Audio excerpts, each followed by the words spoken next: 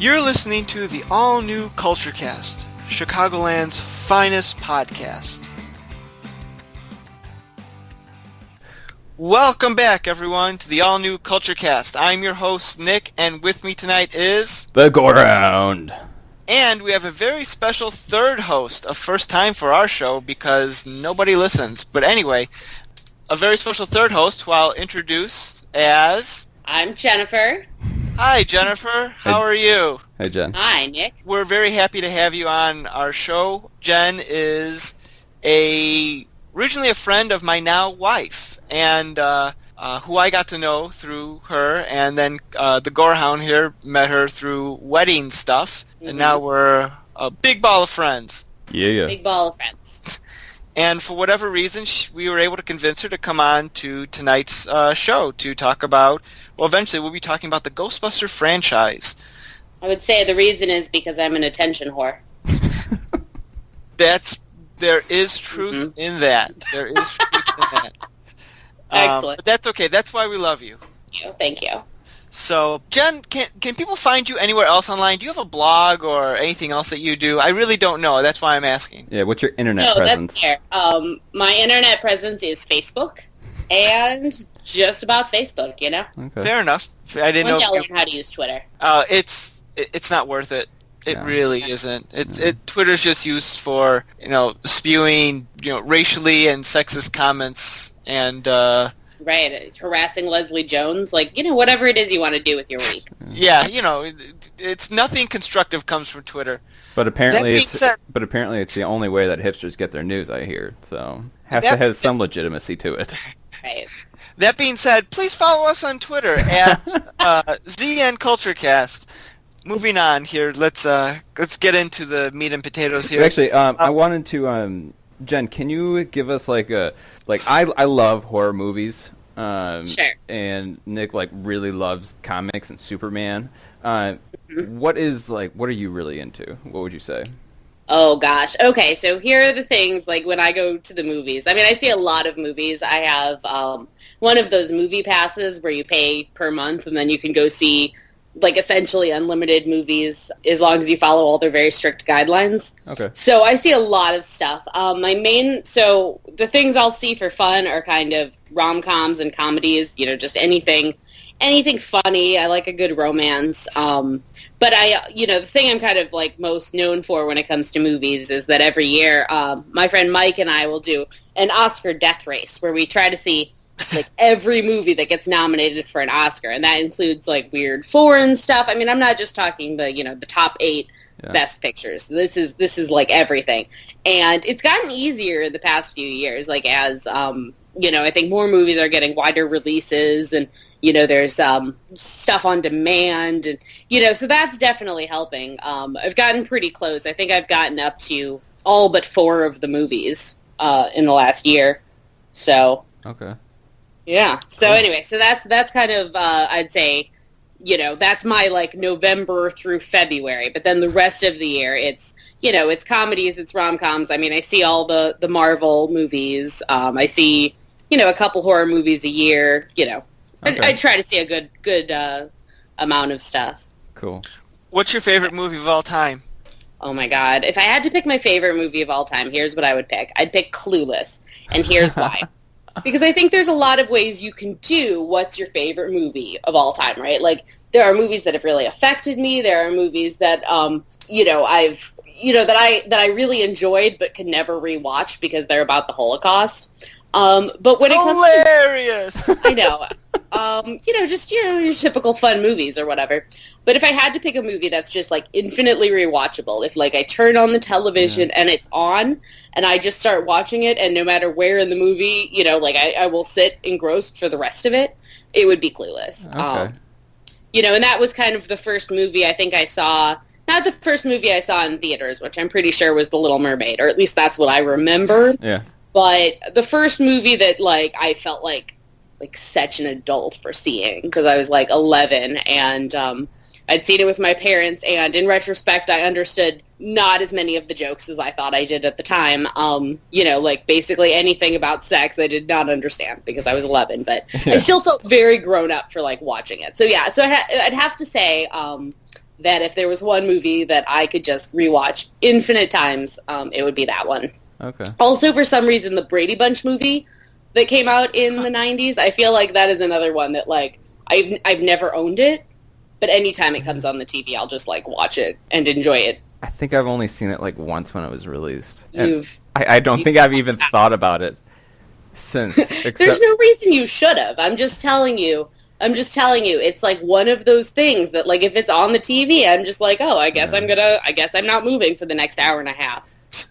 Yeah, in the last podcast I listened to it today, Kevin Smith was talking about if he had to do poker with 5 people, who would it be? And, like, right off the bat, he was like, Brady Bunch. Just rotated in, and I was like, oh my gosh, I would never have guessed that.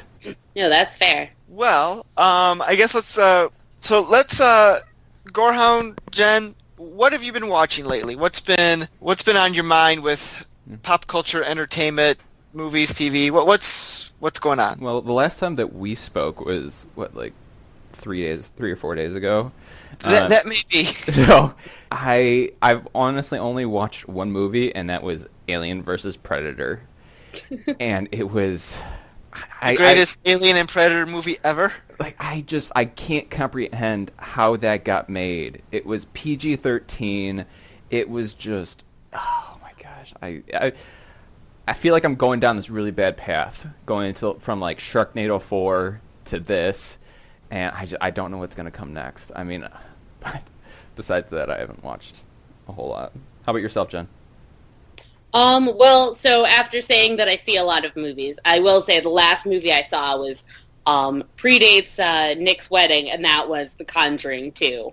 Okay. But I really enjoyed it. Like, I thought it was, I liked the first one. I enjoy horror movies, but I'm not big on, blood and people getting sliced up, so I enjoy, a movie that really has jump scares but isn't going to be super bloody or... Yeah, the first one was real legit, and I've really been looking forward to the second one, just haven't gotten around to it. And I think it's interesting. So one of the things I like about it, so I am not religious, but I enjoyed that the characters in the movie are, because I feel like you don't see that in a lot of any media at all that's not being aimed specifically at a religious audience. So I just thought that was, like, really interesting to kind of see that as a driving force for characters' behavior, because that's realistic. People do things because their priest tells them to, and that's what happens in this movie, and I think that's just interesting to see in media. Yeah. How about yourself, Nick? I actually watched last night because we had it on DVR, and we needed to watch it, or we would lose it because we upgraded our cable service today. Yeah. We watched Spy with Melissa McCarthy. Ooh. Directed by Paul Feig? Paul Feig? Anyway. Feig. Jen, as you'll learn, I don't know how to pronounce anyone's name. That's fantastic. I just kind of go with what my gut tells me, and if these people are upset and want to tell me, they're feel free to contact us, and we'll gladly have tweet you, yeah. Yeah. Can I get a brief review of the movie? I liked it. It was very goofy, very funny. If you'd seen Paul Feig's other films, interestingly enough, also Ghostbusters 2016. Rose is in it, huh? Rose Byrne is also in it. Yes, your darling. Actually, I might actually be a little interested in this now. No. It's a funny movie. Like, Jason Statham is in it, kind of playing a caricature of what a typical Jason Statham role is. Yeah. Not Clive Owen, the other guy, Jude Law. He also plays a role in it, sort of playing a James Bond knockoff, but he does it with sort of like a more comical without being like looking at the camera and say, "Look, I'm telling jokes," sort of way. So it really works in that way.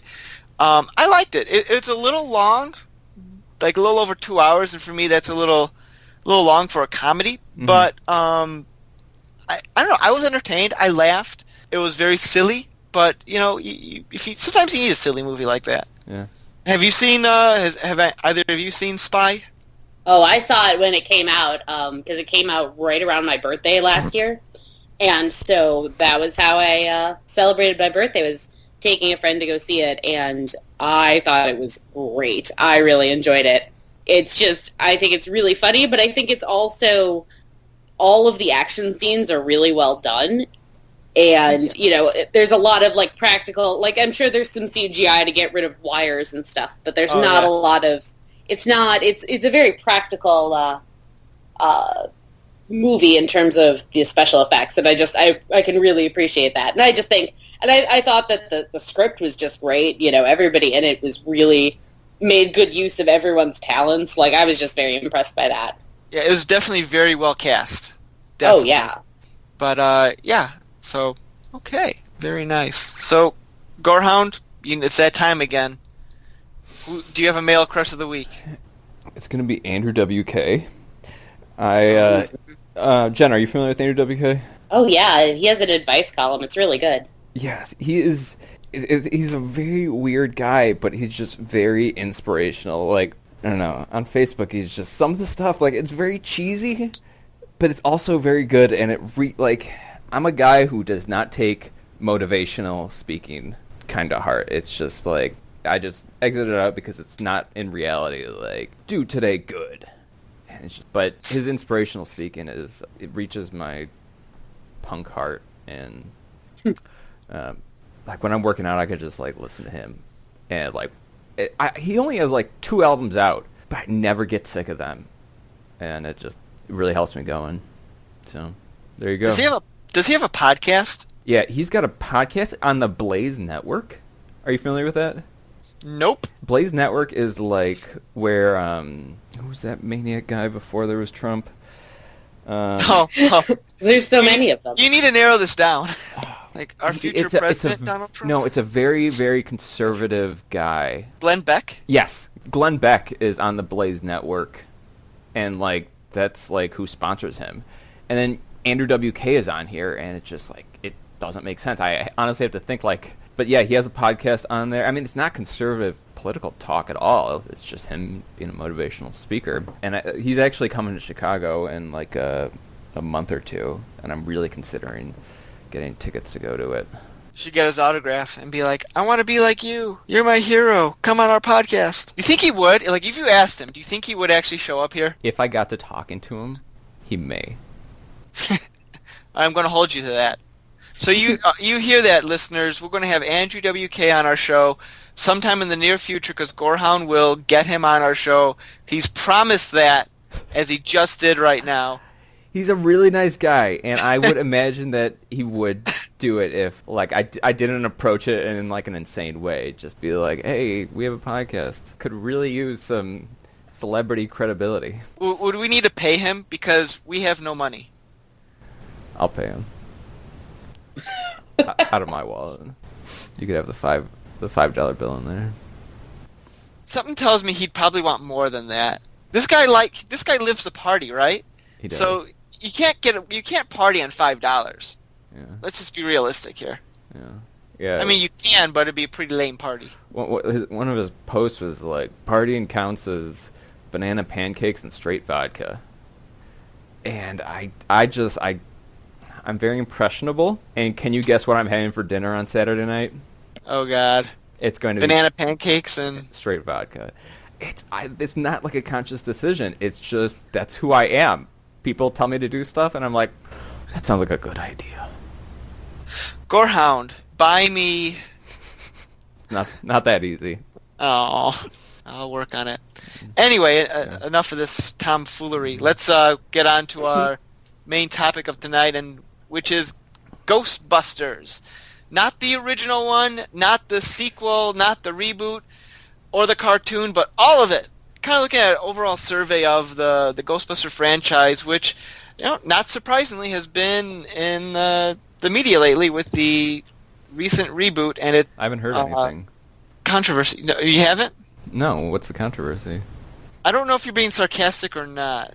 Yeah, it's like all over the place. It's just like, well, I mean, to a podcasting mind, I mean, that's what everybody's talking about. That's true. It's been a lot of clickbait articles out there that have been talking about this film and the controversy, which we will get to in time. Let's talk about the 1984 original film. So, Jen, since you're our guest here today, do you remember the first time you watched this movie? I mean, here's what I remember. being a child, I remember having the Slimer toothpaste, and it was like very important to me that I got that Slimer toothpaste. And I know I drank the Ecto-Coolers, and like don't know that I ever connected that they were, that they were part of the stuff blitz that came out of that movie. Like now that I look back on it, like I think at the time I really enjoyed the movie, but I kind of look back on it and I'm like, this was definitely an excuse to sell toys, and it definitely worked at my house, because I can't think of any other reason my parents would have bought me like special themed toothpaste, except that I begged them. Yeah, after thinking about it, I did not realize just how much products were produced for this movie. Like, it's crazy. Now let's be fair here. There were obviously a lot of tie-ins, but most of those tie-ins were with the cartoon. That's probably true. Like the Ghostbuster movie was big. It was, I think, if not the biggest comedy of the year, or the second, because I think Beverly Hills Cop might have topped it. I can't recall exactly off the top of my head. And I'm sure they had some tie-in with the soundtrack album. I'm sure they produced a couple of shirts and miscellaneous things. But like when that cartoon hit in 86, 87, boom, that's when the floodgates opened. That's fair. I mean, I definitely watched the cartoon a lot. I also watched I don't know which one I watched first, the cartoon or the movie, but I'm not recalling the cartoon. Like, I don't think I ever even was aware of it. You weren't aware of the real Ghostbusters? I don't think so. As a kid, it was amazing. As an adult, it's garbage. Right. So there's a lot of things I can't go back and rewatch. Like, I accidentally saw an episode of Teenage Mutant Ninja Turtles from like which I loved as a kid. Like the like late 80s, like really into pizza. Like they had videos, like actual VHS tapes that you used to get as part of like your Burger King meal. I remember that. Yeah, and I had all of them, and I watched them so many times. So is that what you were doing instead, Gorehound? Just like watching Teenage Mutant Ninja Turtles, or cartoon-wise, I don't really recall what I was watching. I just know that I'm not seeing any of these screenshots are not triggering anything. Interesting. Maybe when were you, Gorehound? Refresh my memory. When were you in like elementary school, like 3rd, 4th grade? I was born in 88. Okay. If you want to do the math from there. You know what? I'm not surprised, because by the time you would have been of the age, the Ghostbusters cartoon would have been on its decline.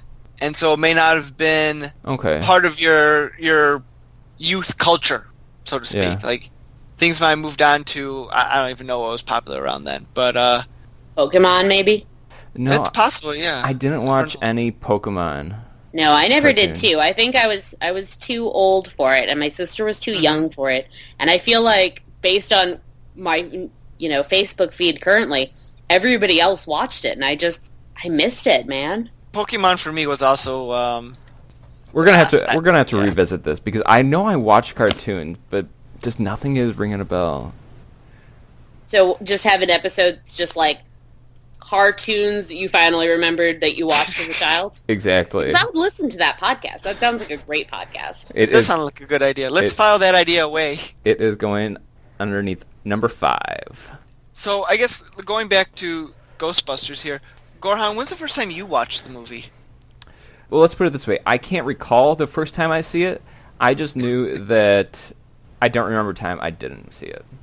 Okay, so it's always a part of you then. Yes. And I remember I had a whole bunch of Ghostbusters merchandise, quite a bit too. I don't remember the first time I saw it, but I do know I watched it religiously as a kid. That Ghostbusters is my all-time favorite movie, hands down. I remember when I was a kid, I was home from school for one day. I don't remember why it was. Maybe it was in the summertime. But I watched the movie 4 times a day. And my reasoning was, well, there's 4 Ghostbusters. Clearly, I need to watch this movie 4 times. Focus on each one. Exactly. This made sense in my mind. Yeah, that's crazy. I've not done that since with any movie, but that'll always stick out to me. And I had a glut of the toys I had the Firehouse. I had the Ecto-1, which I actually still have the Ecto-1. I'm happy about that. And you're still buying the toys too. No. Well, you bought the Lego set. Oh yeah, I did get the Lego set, Yeah. but the Firehouse Lego set, that was pretty boss. But like the new action figures and stuff, like I'm good. Yeah. I had all that stuff. I kind of regret giving it away, but at the same time, I'm like, what would I do with it now? Yeah. Sell it to fanboys. True, but at the same point, like I had it for this long. Why would I want to sell it? There's a conundrum. So how close are you getting? How close are you to getting a Ghostbusters logo tattoo? Not close at all. Kind of close. The opposite. The exact opposite of kind of close. You're like getting there. Is what you're saying. No, that you're not listening. I have no intentions on getting a tattoo. I have nothing against people who get tattoos or tattoos in general. It's just not for me. What if I pay for it? That's not sweetening the deal. All right, I'll drop it. I appreciate you wanting to pay for me tat up my body, but I'm not interested at this juncture in my life. All right, I'll try you again. I know you will. But yeah, so this original movie came out, and it was a big film, which led ultimately to the cartoon, which led to like all sorts of merchandise. It really exploded, which led to Ecto-Cooler, which is the greatest drink ever made. Yeah, and I think they're reviving it now. They did. I have drank probably too much of it since they brought it back, because I don't know how long it's going to be. Oh, so you've actually bought it? Oh yeah. Yeah. It's not available in all stores. Is it just orange? Green orange? It's I don't know. It's Slimer spit. Is it Here's not? the thing. If we were going to record this podcast, we should have done was all gotten some of this. Yeah. Mixed it with that straight vodka, like Andrew WK would have approved of. But then it wouldn't have been straight. It wouldn't have been straight vodka then. Well, and you would have broken the also, rule. to be fair, straight vodka would kill me. That is a drink, like vodka and Ecto-Cooler mixed together. I can't remember what the name of it is, though. Maybe I'll do that after I have some straight vodka. Play? What was that, Jen? I said it's called Child's Play. Is it? It's just a guess. It should be. It's possible. I don't know. Maybe there isn't an official name, but I thought I heard it referred to as something. So, which led to its... Ultimately, we got to Ghostbusters 2, the 1989 sequel. Opinions of Ghostbusters 2. All right. Well, I feel like I must have seen it just statistically, but I also have no memory of it. Like Vigo the Carpathian. Yeah.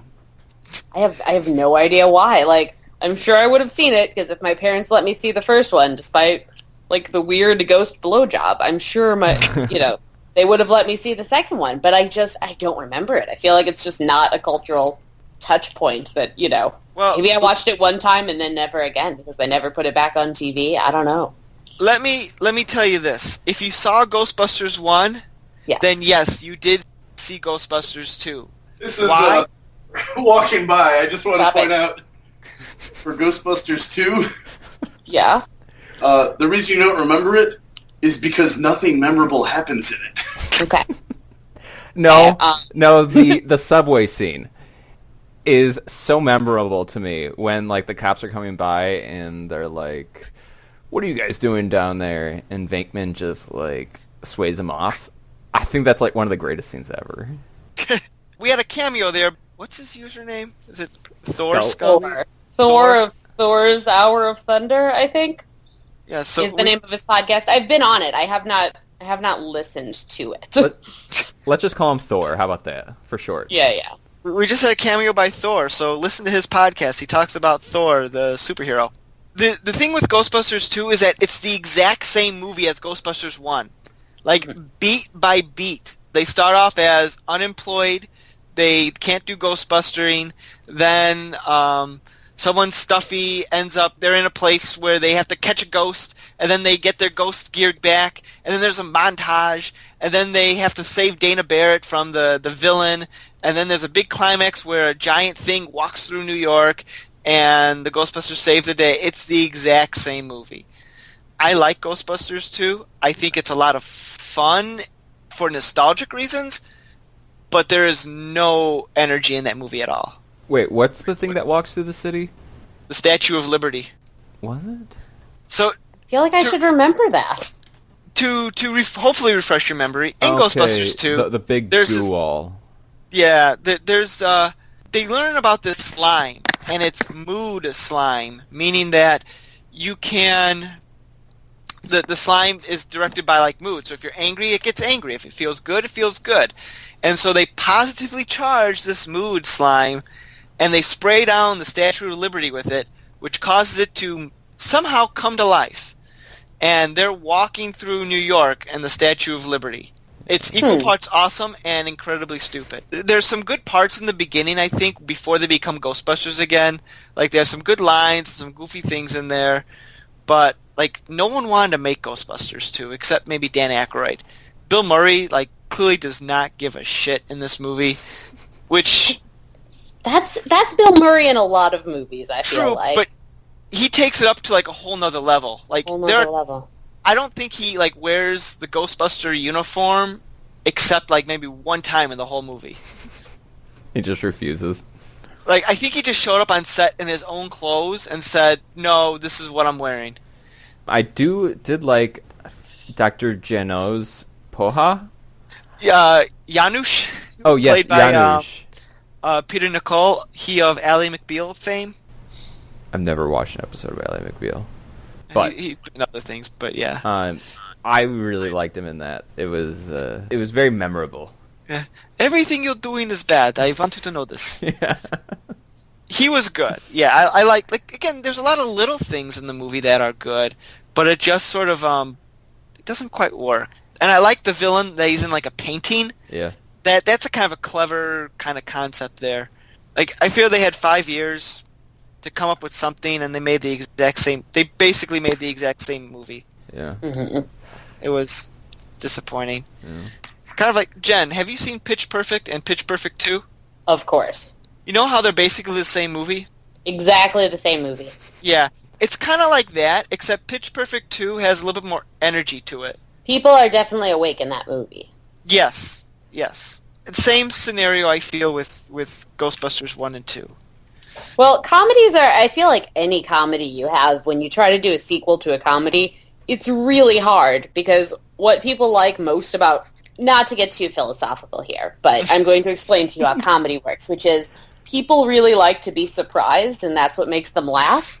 And so, I think it's really hard to come up with a comedy sequel, because all the things that made you laugh the first time are not a surprise in the second one. So then, and I feel like Hollywood loves sequels and also does not understand my philosophical objection to making a bad comedy sequel. It's very hard. I get it. They want to have a lot of money. They don't want to have to try very hard. But, it's one of those things where you've got to have a new surprise in your sequel, and they never put a surprise in, That's a very excellent point that you brought up there. One I hadn't quite considered before, but you're spot on the money, I feel, with that. Can you think of a comedy sequel that actually was good and actually worked as a comedy sequel? That would, I think that would be very hard to come up with one. I'll get back to you. I'll email you. Okay. Sometime like 3 weeks from now, you will not remember why. But that's a hard one. There's not been a lot of comedy sequels I thought did better in the second one, or later. I'll come back to it. Can you think of anything of a comedy sequel that was good or stood alongside the original? I don't know. I feel like I'm the opposite of Jen, where I kind of veer away from comedies, and so I don't watch as many. But I just typed it in really quickly, and Gremlins 2 came up, and it is that a comedy? I mean, like, it has comedic moments, but no, it's only like 10% of the original in value of cinematic quality. Yeah. But it has a girl gremlin that wants to sleep with John Glover. And the scientist gremlin played by Kelsey Grammer. That's true. So that makes the movie awesome. No, it does not make up for anything. But I'm a bad judge of character for comedies. So, I mean, because I watch Jay and Silent Bob like every 2 weeks. and that like gets me going. So, You know, I would say Clerks 2 is better than Clerks 1. I know it's sacrilege, but there you go. I just said it.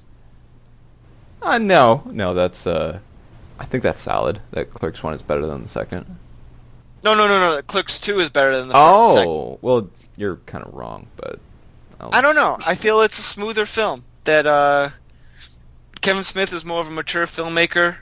There are some deeper themes in it. I don't know. I feel it just works a little bit better. Separate podcast. Jen, what's your opinion on that? Well, okay, here. I've come up with one. By which I mean I was Googling comedy sequels, and it turns out if you type in comedy sequels better than the original is like the third thing Google suggests.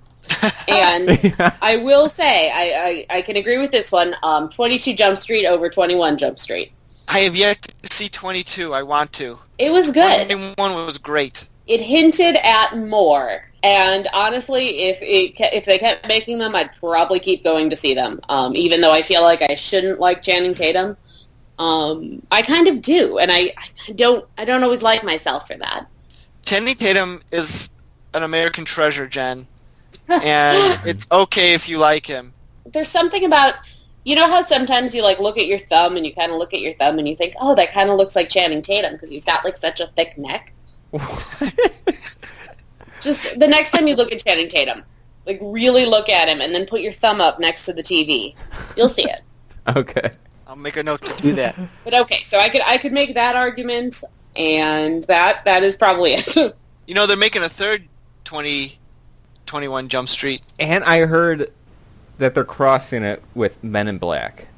Yes, it's a Men in Really? Black. Yeah, I've heard the internet puts his nose up to it, but I love think it. I know what they're going to go with. I think I know what they're going to do. But the first 21 Jump Street made fun of TV adaptations of old TV shows and how sometimes they work and most times they don't. The second one, though I haven't seen it yet, from what I've been told, it kind of mocks the idea of sequels. Right.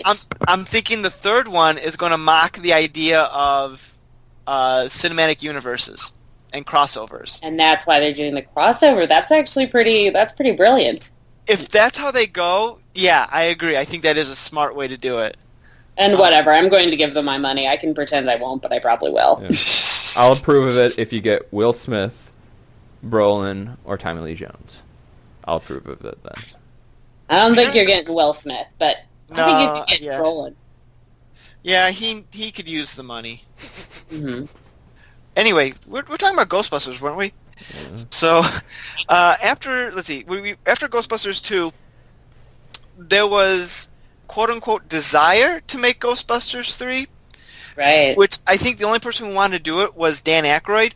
And the funny thing about Ghostbusters 2, the only reason that movie was made was Columbia Pictures at the time was like either the lowest or the second lowest studio in Hollywood that was making money. Like they weren't doing too hot. And they had a new head of the studio, and her first order was to make Ghostbusters 2 regardless of quality because it will bring in cash, and they needed a certified hit. Yeah. And when she did, she forced those contracts. I think it was a she, signed everyone, and they gave them a lot of deals. Like Bill Murray came back, I guess, with saying that, all right, I'll do it as long as this is the last one, and if you make a third one, then I have to agree to it. Otherwise, it's not being made. So, because of that, Bill Murray had a lot of power in his hand that any Ghostbusters 3 needed to be approved by him, even if he wasn't in it. People, like Dan Aykroyd was trying to get it done. Bill Murray would make these ridiculous requests, like, I want to be killed off in the movie. And so they would go back and rewrite it and kill him off. And he kept on pushing the envelope to see how much he can get away with, which he never had any intention to do with Ghostbusters 3. And frankly, after Ghostbusters 2, which was really not memorable and a retread, and these guys were getting older, did you really want to see a Ghostbusters 3? No. Yeah. But there's a huge fan base out there that still wanted to see that, which is perplexing to me. Like, even up to a couple years ago before Harold Ramis died, people were like, we gotta see Ghostbusters 3 with the original cast. Yeah. No. Did you guys see? There was an article that his daughter, Harold Ramis's daughter, had written that was talking about the kind of like culture that grew up around the movies, and these people who to this day dress up like Ghostbusters and have their own, kind of cosplaying characters, and I mean not cosplaying the movie characters, but creating their own characters who are also Ghostbusters, and I mean it's an intense fan base. I feel like you're never going to capture that original, what's the word I'm looking for, money. But like you'll get people who are really dedicated to the movies, who really liked those, who are really into it, and they'll be the kind of people who would go see Ghostbusters 3. But having said that, I don't think there's anything, there's no more story to tell with those characters. No. But you do mention that, like, I never realized how passionate the Ghostbuster fan base was. Oh, yeah. Apparently they're like, really intense. And this is coming from someone who's a Star Trek fan. And those people are insane with the Star Trek fans. But, like, I knew there were fan groups. I know there's a Ghostbusters Chicago fan group where people dress up as Ghostbusters and, I don't know, do stuff, go in parades and pretend to catch... I don't know what they do, but they do stuff. Right, like, that's the question. What do you... Like... I don't want to make suggestions, but what if we went undercover to one of these groups and, like, examined what they did? Like, I would be for that. I think they do some charity stuff, too, which is probably a good thing, but to give their organization some legitimacy. But they always pop up at these conventions, like the Comic-Cons and stuff, where they're passing out their business cards, like, hey, we're the Chicago Ghostbusters. And I'm like, okay, thank you. I don't think I've ever seen them at the conventions. They pop up every now and again. I've seen them at the Wizard World one every now and again, but anyway, that's neither here nor there. So, when Harold Ramis died, there was talk of a reboot, which became the film that just came out not that long ago. Jen, have you had a chance to see it? Oh yeah, absolutely. I saw it the weekend it came out. What did you think of it?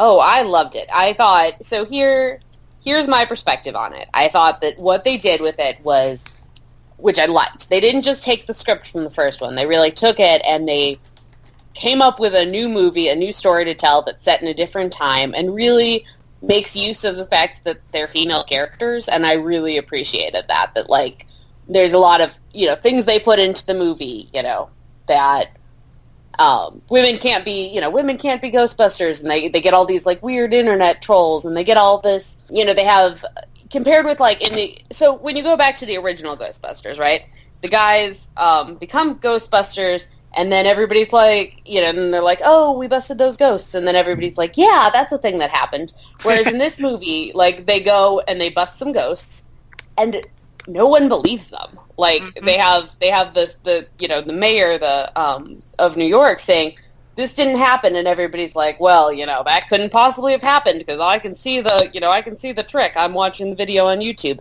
And I think that's a really interesting way to kind of show, how different their experience is in 2016, being female, living in kind of a world where we're, I don't know that people are more skeptical, but I think that everyone on the internet thinks they're an expert. So, I think it really, like, sets the movie in a time and place, and I enjoyed that a lot. Yeah, I agree wholeheartedly. Gorehound, have you had a chance to watch the new one yet? No, but I don't need to see it. I know everything I need to know from the internet, right? Probably. Exactly. No, I haven't seen it. And I'm not sure if I will get around to seeing it before it comes out to Redbox or something like that. Okay, not because I don't want to. I just don't really have that big of an interest in it, just because it doesn't really appeal to me. It's not on your. You have other movies you got to check out before Ghostbusters. Oh yeah. When I first saw the movie, I liked it a lot. I thought it was enjoyable. I thought it was worthy to be a Ghostbuster movie. Since that time, I've kind of cooled on the movie a little bit.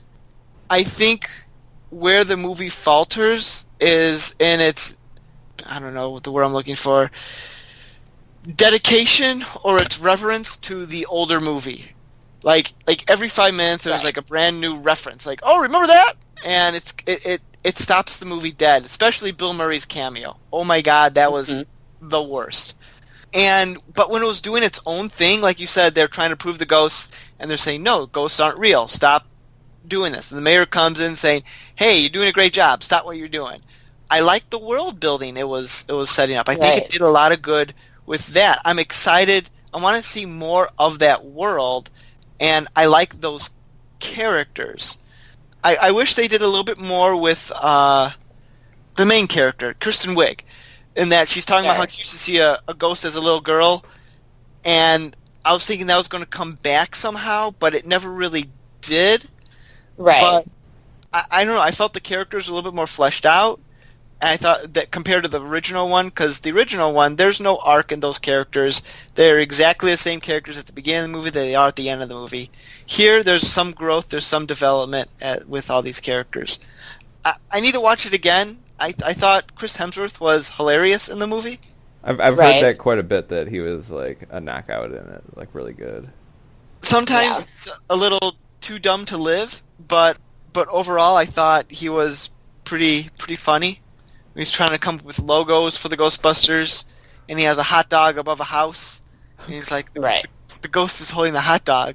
And they're like, oh, okay, you're being very avant-garde with your work. So wait, I wanna go back to something you said, Nick. So in terms of the cameos and the references to the original series and everything, I would agree with you that I think there was too much. I feel like it's one of those things where they were trying to appeal to old fans. They were concerned wouldn't like the new ones because they were such fans of the old ones. What do you think, like, an appropriate amount of, callbacks, or, what would that have looked like to you?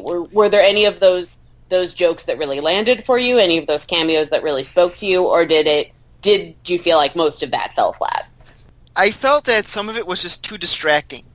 Because, like, when the cameo came up, it's almost like the camera zoomed in on the person, like, look, it's Annie Potts! Or, like, at the end where Sigourney Weaver had her cameo, which seems so tacked on, like, oh, we gotta put her in here. Oh, was she in there?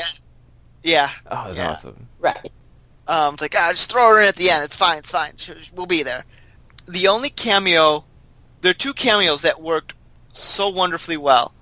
The first was the Harold Ramis cameo, which they had his head on a bust in the background at the university, which I thought was very, very classy.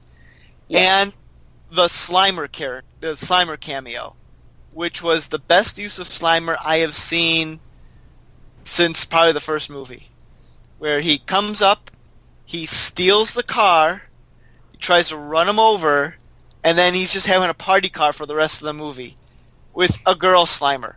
It was hilarious. I don't know. That really worked for me. Mm-hmm. Like, I don't know. Like, I wish they were able to do their own thing. They had the cameos fine, but it's like, I don't know. It felt, some of the references back just felt forced to me.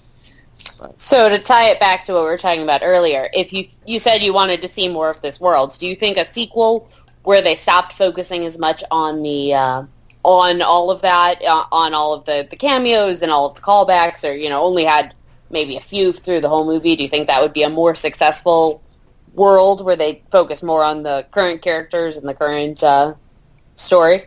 I would like to hope so. I would like to think so. If they make a sequel, I don't know if that's been official yet. I think they're waiting to see how much money they make. As of currently, I know they've at least made back what they put into the movie, and I'm sure we'll see, in the coming months, how much the total is. But I know at least now they've made back their initial investment. I would like to see these characters again. I think there's real potential there. I think they have good chemistry. Kate McKinnon is fantastic.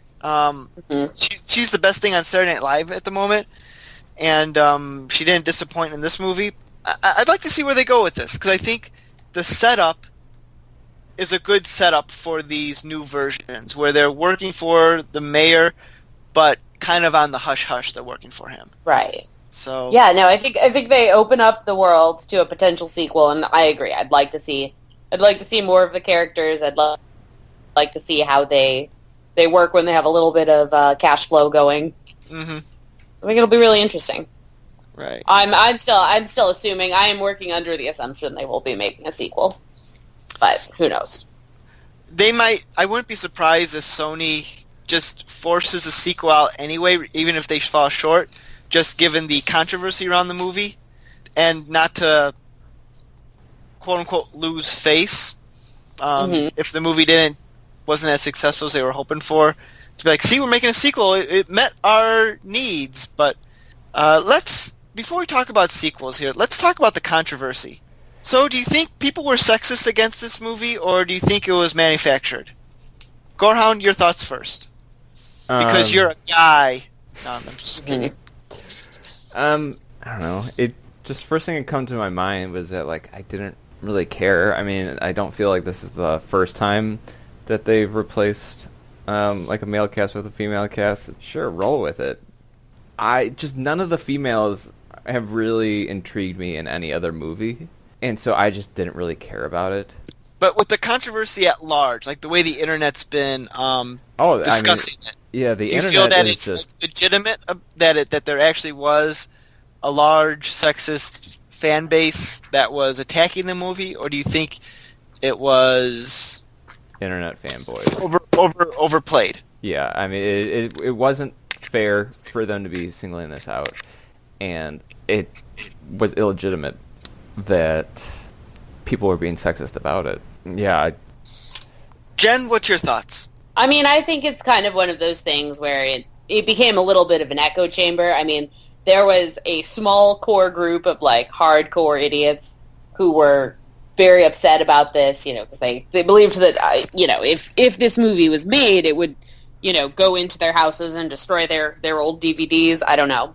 And I think that they made, the thing with, with the internet, is that you can really have a small group of people who are upset about something and turn it into a huge amount of trouble. Like when you look at, as I referenced, the Leslie Jones on Twitter thing, that was like a coordinated attack by probably not that many people, but that became a huge news story because you can have a small group of people cause a lot of trouble, and so when you have people who are really dedicated to their hatred...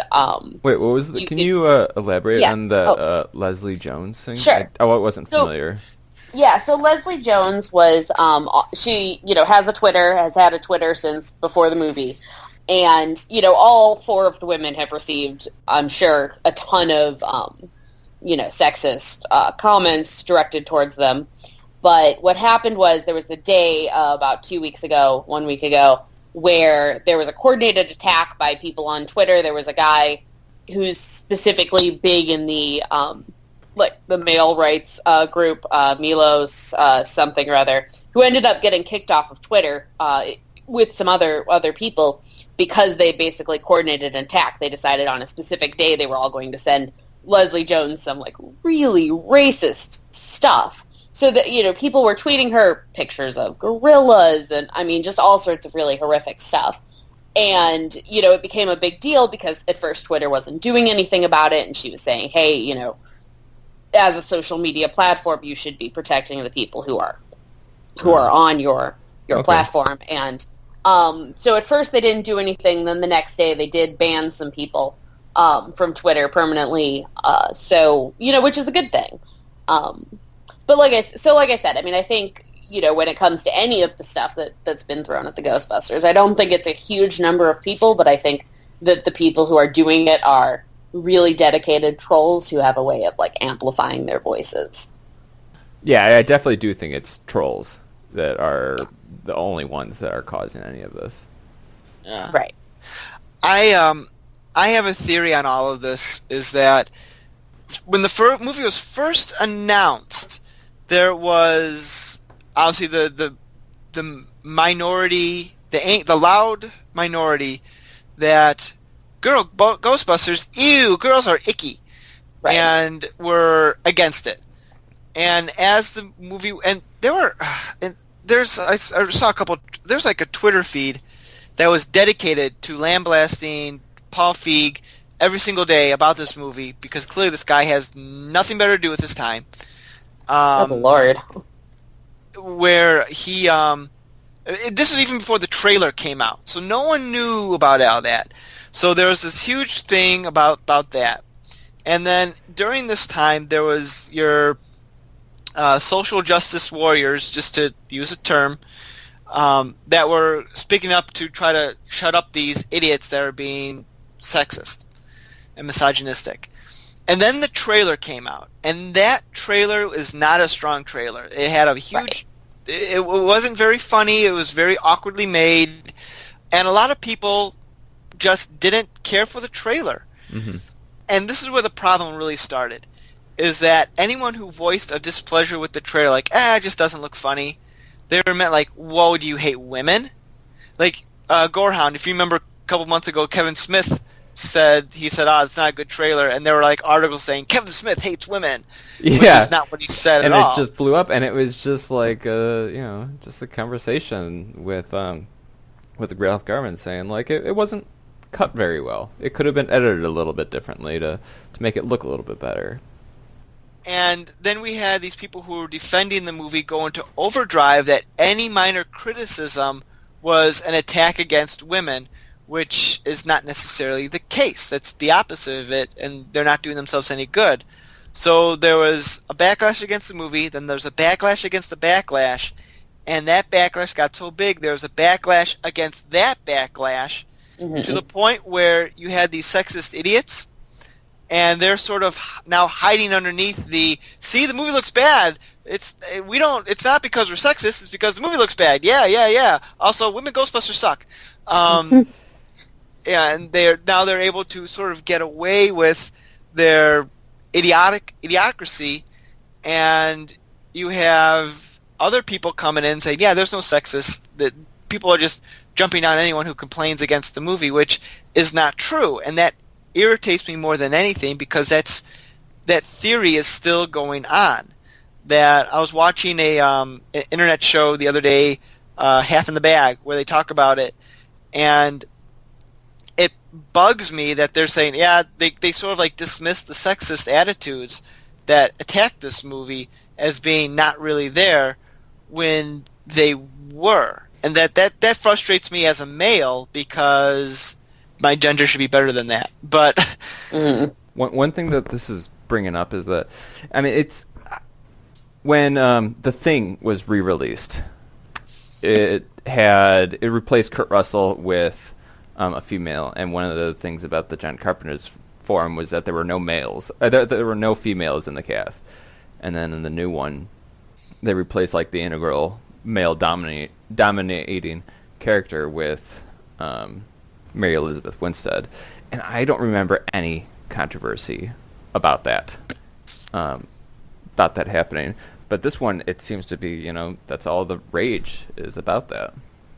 Well, I think the reason for that is because at the time, Mary Elizabeth Winstead was sort of a it girl in nerd circles, so that was okay. Yeah. Those four cast members haven't really done genre things before, so they're not beloved by nerds, so now that becomes a problem. Yeah. It's totally hypocritical.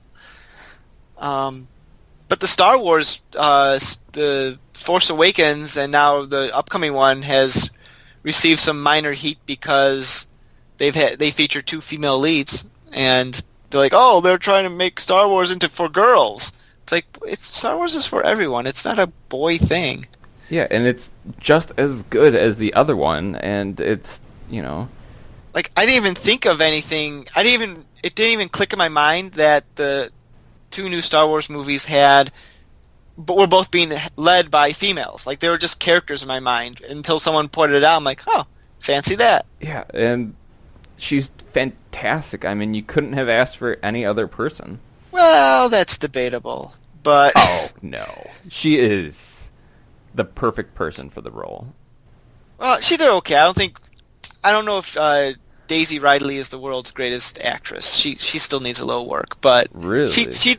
But in fairness, her competition is Mark Hamill and Hayden Christensen, so... I guess when you're looking at those three, she probably edges them out, but... Yeah, Hayden Christensen. I hope they bring him back. But Yeah, we haven't seen him for quite a long time. apparently he quit acting for a while there. Yeah. Or acting quit him. I don't know. Either way. Yeah. Just like Newt from Alien. Yeah, I wonder what happened to her. Yeah, well, topic for a different podcast. Yeah, right. So that's the controversy there with Ghostbusters.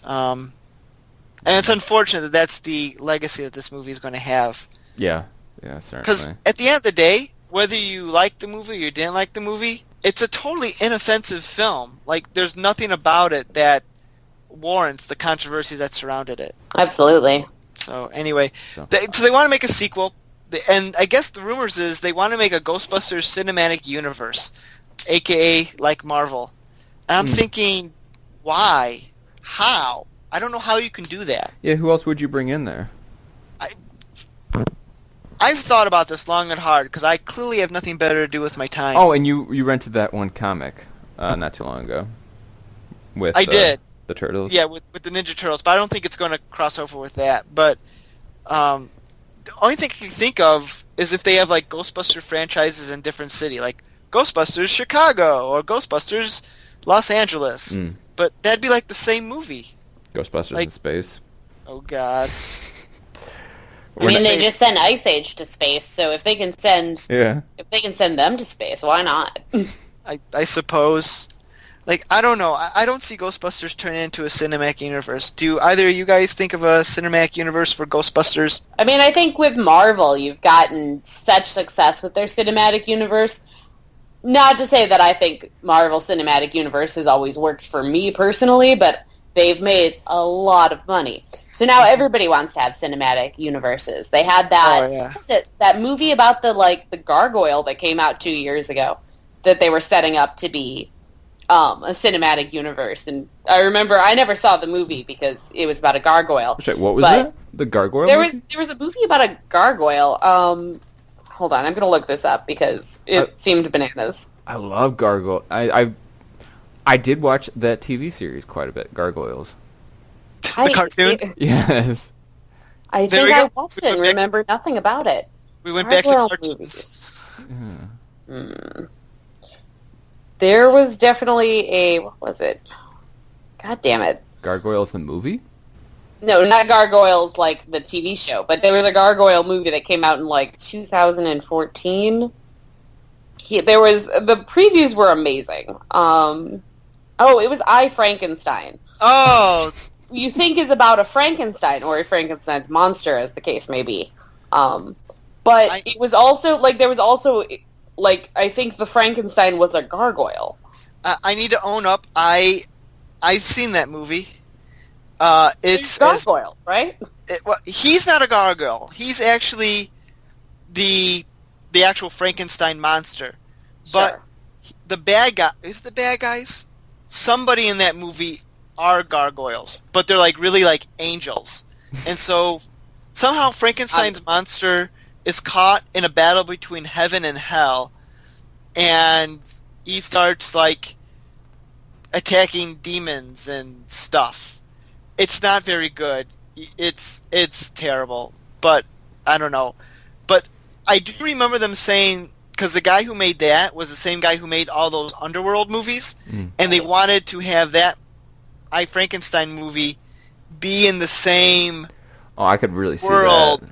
world as the Underworld movies, which, looking at that movie, you could totally tell that it was shot and designed the same way. Yeah. But it never went through. They want to have Kate Beckinsale to make a cameo, and that never happened. So sadly, Aaron Eckhart needs to find another paycheck at another place. Yeah. But they were trying to make that be a cinematic universe because they want everything to be.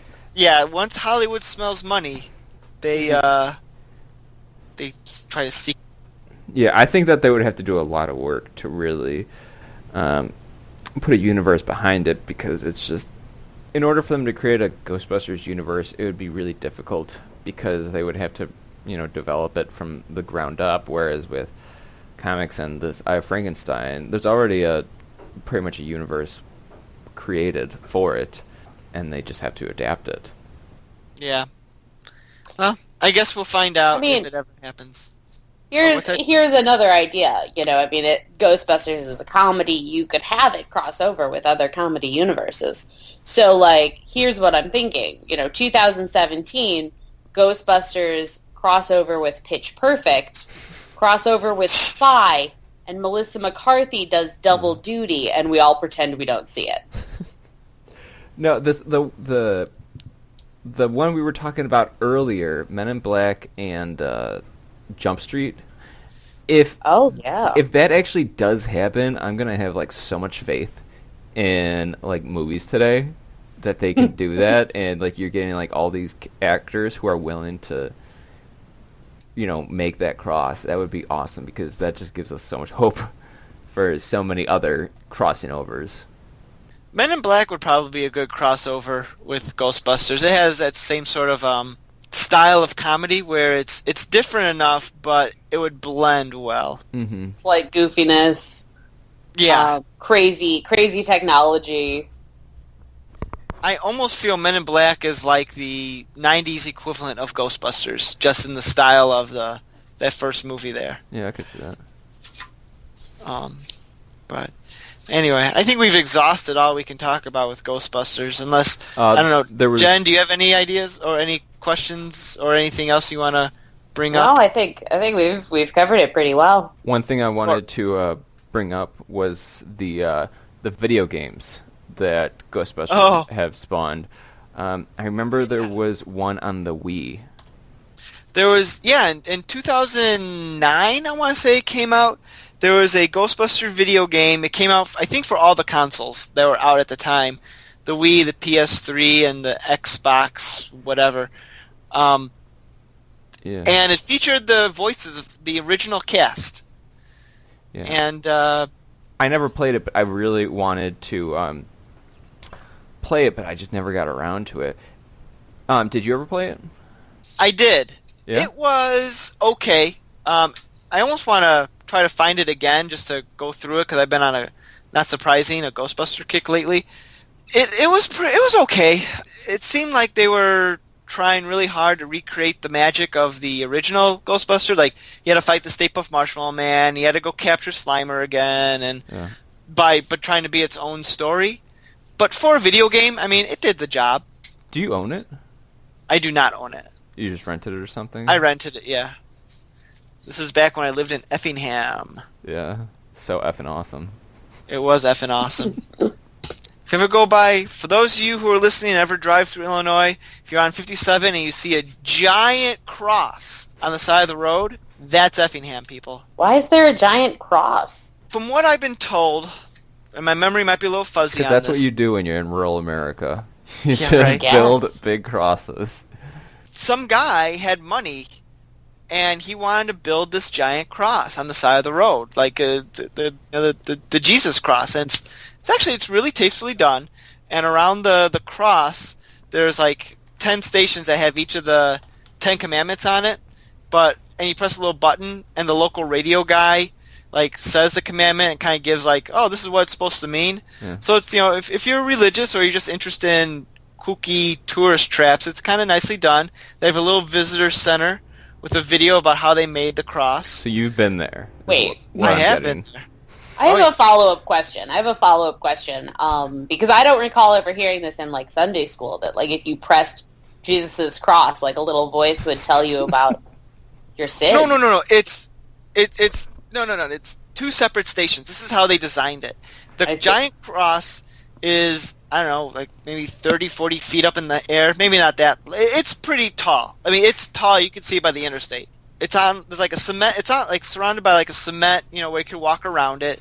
And on the outline area of the cement, it's like a circle. It's about maybe 20 feet by 20 circumference or diameter. They have like each of the commandments like surrounding it, just like as like decoration. And you can go up to each station, and on the station you could press a button and it reads the commandment to you, and it says, oh, this means that you should blah blah blah blah. So it's kind of a neat little touristy thing. Since we're on the topic, it's 200 feet tall, and it's okay, there you go. I was way off. It's 8 feet under the tallest cross in the U.S., which the tallest Where is one the tallest cross? It's in Florida. It's 10 feet Yeah, taller. that makes total sense. But Total sense. it looks like the effing cross is heavier and thicker. Well, you know what we need to do now? We need to go to Florida and knock that cross over, because nothing's going to defeat Effingham. Fuck yeah. I'm sorry, I'm still a little loyal to my old town there. Effing awesome. But, you know, a buddy of mine used to joke that the cross was the signifier in America that separated the sinning heathen north to the saved religious south. So once you cross that part, that's when you know you're going into Bible country. Yeah. So we're in Devil's Country right now. Exactly, yes. Yeah. Absolutely. Yes. Oh. Yes. And since we're on the topic of very large, obnoxious structures, the Abraham Lincoln, right, by Bourbonnais, are you familiar? Is that like that? Is that like the ugly Lincoln that... No, it's just a big Abraham Lincoln. I would say about the same size as that cross, right on 57 at the Bourbonnais exit. Well, you know what they should do in the next Ghostbuster movie? They should come to Bourbonnais, spray it down with the pink slime, and then Lincoln can like walk around and he can battle the Statue of Liberty. Yeah, with the This is cross. Oh what my I god, wanna that's horrifying. I'm sorry, I just googled a picture of it. Like, why would you do that? And it's always got like really Republican messages on it. Oh, to be fair, the picture I'm looking at, it just says "Go Bears." Oh yeah, sometimes it says. Something tells me Lincoln wouldn't be a Bears fan. Well, maybe Lincoln did represent Illinois, so... I don't feel like Lincoln had a lot of fun in his life, though. Hey, he chopped down trees. Okay. Whatever you do for fun. I have never... So I have lived in Illinois my entire life, and I have never seen this giant monstrosity. That is... Are you serious? Bananas. Never. I guess, when am I ever in Kankakee, I guess? Yeah. Why would you go to Kankakee? Take that, Kankakee! Alrighty. Well, I have trivia for tonight, since we're... Alright. Okay. I am going to pit Jen against the Gorehound here. All right. Sure. I'm going to give you the question, and it's related to our topic tonight, and I'll give you 3 options, and you'll each give me your selection. So, they can potentially be the same selection, but don't change it once the other person says what it is. So, Slimer. We're going to talk about Slimer. You guys might know this one. It's not not meant to be a trick one. But what SNL comedian was Slimer based on? Was it A, Chevy Chase, B, John Belushi, or C, Eddie Murphy? What SNL comedian was Slimer based on? Okay, well, I was going to guess John Candy, but that was not one of my options. Nor was he on SNL, but... Oh. Who was the first one? We had Chevy Chase, John Belushi, or Eddie Murphy. No typing. Hey, I just wanted to look up the person, just to get the image in my head. Okay, so can we guess, or how does this work? Whenever you have an answer, give me your guess. Eddie Murphy. I'm going to say John Belushi. Jen, you are absolutely correct. John Belushi Yes. was based on. Originally, I thought it was way too obvious. Sometimes the obvious answer is the most likely. John Belushi was originally supposed to star in Ghostbusters, but he died before he could. And Bill Murray eventually took on the role that was intended for Belushi. Mm. So in his honor, when they made the Slimer ghost, who was gluttonous and eating all the food and everything, they joked that was the ghost of John Belushi. That is, Jen, you win internet bucks, as we talked about. Internet dollars. I love it. You can use it on anything on the internet. And Gorehound, you are several points behind. I gotta work on my trivia, because this is not going well for you at the moment. No, but you would really have to dumb them down. I'm sure any other normal American would have gotten these right. I'm just... One of these days we'll need to we'll need to switch seats, and you can give me trivia and see how well I do. So. Yeah.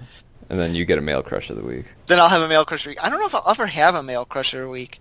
Nothing against having male crushes of the week. I don't have male crushes of the week. But anyway, we've been talking long enough here. I don't even know what we're talking about anymore. So let's take this dog around back and end it. So this has been our discussion on Ghostbusters. Jen, thank you very much for joining us. This was so much fun. I highly recommend anyone else who's listening befriend people and find out they have a podcast, and then invite yourself to be on it. Yeah. So Jen, I don't think you invited yourself. I think I heard that you liked podcasts, and I think I asked quite a few people to join, and you were just one of the first people who didn't walk away from me immediately. Mm-hmm. Mm-hmm. So. Well, to be fair, I was at a wedding, so I was drinking. Oh my gosh! Yes, we were over the top. Jen, did you know that there were gourmet donuts at the wedding?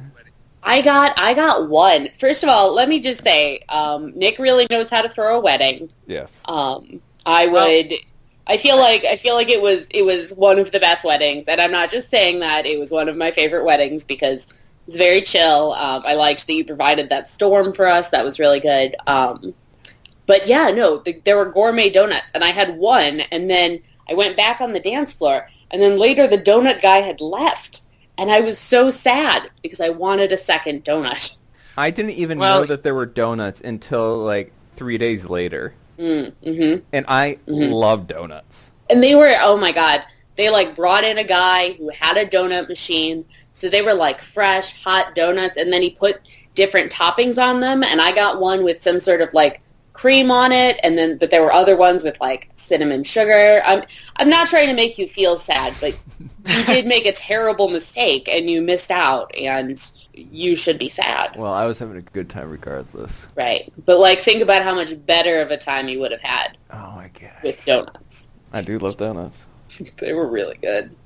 I will say this, the donut guy, he has he used to be in the plug. Yeah, I don't have his business card, or wait, maybe I do.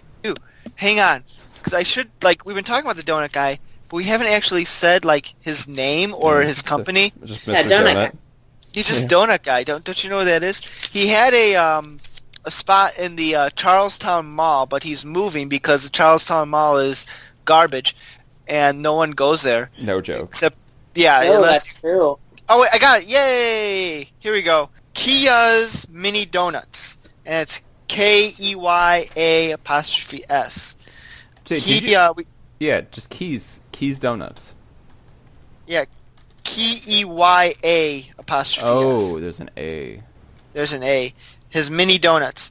He was reaching the Charlestown Mall, but he's moving his business to Stratford Square Mall, which I believe is not far from where you guys live. Nope. Absolutely. Yeah, really close. And he's actually expanding a little bit. He's trying to open up a little breakfast nook place that'll do pancakes and whatnot. So check him out. So what I'm hearing is we're all going to go to the mall to get donuts. No, we're not going to the mall. Oh. The mall is awful. Well, yeah, but the mall has donuts now. Oh, the Stratford Mall. We'll go to the Stratford Mall. We're not going to Charlestown. No, that's fair. I went there for a movie once, and it was very creepy. I felt because I was trying to see, it was an Oscar Death Race movie that was only playing there, and I went there, and it was just, weird and abandoned, and there were, 2 old people who were power walking, and, one pregnant lady with a stroller, and, all of this, half of the stores were closed down, but there was a Cinnabon. Yeah. It was very unnerving. They do have good movie prices, though, I have to admit. Yeah, yeah. I do like their movie theater. It's one of those classic cinemas where they're pretty competitive pricing. So, right. This Kia's guy, he's Green Restaurant certified. I don't know what that means, but it sounds impressive. I think it means donuts taste good. I'm assuming, yes. I mean, he can't be causing that much pollution with his tiny donut machine. Yeah. I have. I feel like it's cheating by not having a physical space. Yeah. I have his little flyer. He says, "Ask us about our zero waste ECO catering." I don't know what ECO stands for. I'm sure. You literally hired this man to cater for you. Well, my bride did most of that. She was the contact person on that one. Oh, yeah. And I appreciate you giving me credit for throwing a wedding, but I have to give a shout out to my now wife. She did a lot of the planning as well, if not the heavy lifting of the planning, because I was like, whatever you want, honey. And Probably a good answer, though. yeah, but hey, we want to have people have a good time, and I'm glad you guys did. So, and also this is like the second week in a row where we are like just trash talking the Charlestown Mall. So, How often could this come up? This is like, I don't know. This is the second time we've done it. It won't be the last time either. Possibly not. Last week I put it in our tag of the little gag that I put at the end of after the credits, and then now we're just talking about it again. But anyway, I'm sorry, Charlestown Mall. It's you had potential, but I don't want to hate you. But all right. Well, let's put this thing on again. Jen, thank you for joining us again. Absolutely. We hope we can have you on the show again in the future. So Sure. Let me know. Anytime you want to come on, you are welcome. But yeah, so all right, and thank you, our listener. I don't know. No one listens to us. We could talk about crazy things and no one would know. Like but dead balls. Yeah. Yes, exactly. So anyway, yeah, thanks for listening to us, and we will catch you next week with an all-new episode. Have a good night, everyone. You've been listening to the all-new CultureCast, where every episode is all new. Check out our blog, Zach and Nick's CultureCast, at znculturecast.wordpress.com, and find us on social media. Send us an email at nick.culturecast@gmail.com. We'd love to hear your feedback, comments, and requests. Theme music by bensound.com. The all-new CultureCast, a saltwater production, copyright 2016.